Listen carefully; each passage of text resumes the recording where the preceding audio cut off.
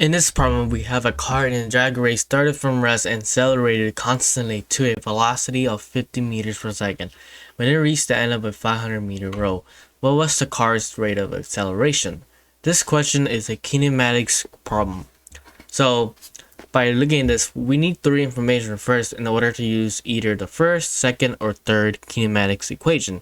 From the word problem, I see that it started from rest and accelerated constantly to a velocity of 50 meters per second. That tells me that my velocity, my initial velocity, v naught, is going to be 0 meters per second. Because the car started from rest, so it means that it didn't move yet, so its initial velocity is going to be 0 meters per second.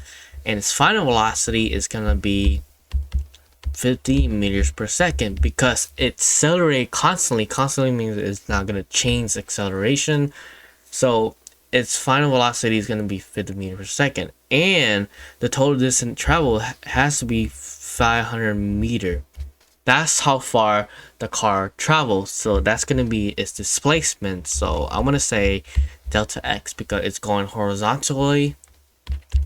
It's 500 meters. Now we don't know what the acceleration is, so that's going to be a question mark, but now we know three of our information. We're not going to use the first kinematics equation because we're not looking for time, so it cannot be this one. And again, the second equation has time also, but we're not dealing with time. We're dealing with displacement and velocity, initial and final, and we have acceleration, which is right here. This third equation can be rewritten as v squared equals v naught squared plus 2a times delta x or delta y. Now we can just plug in everything and solve for acceleration. For v naught squared is going to be 0, so we can literally just cross that out. Now we have 50 meters squared equals 2a times 500 meters. 50 squared is gonna give us 2500 equals 2a times 500. Now we can divide both sides by 500.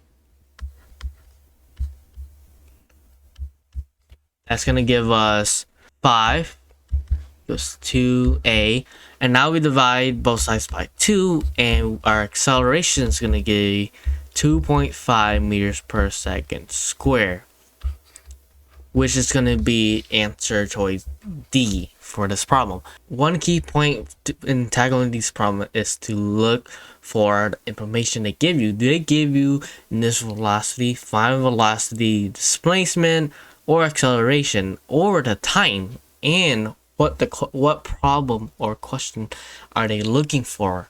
Like, what are they asking you? For this question, they're asking you what was the car rate of acceleration. It's not going to be A or B because that's negative, so that's going to mean that it changed direction or slowing down.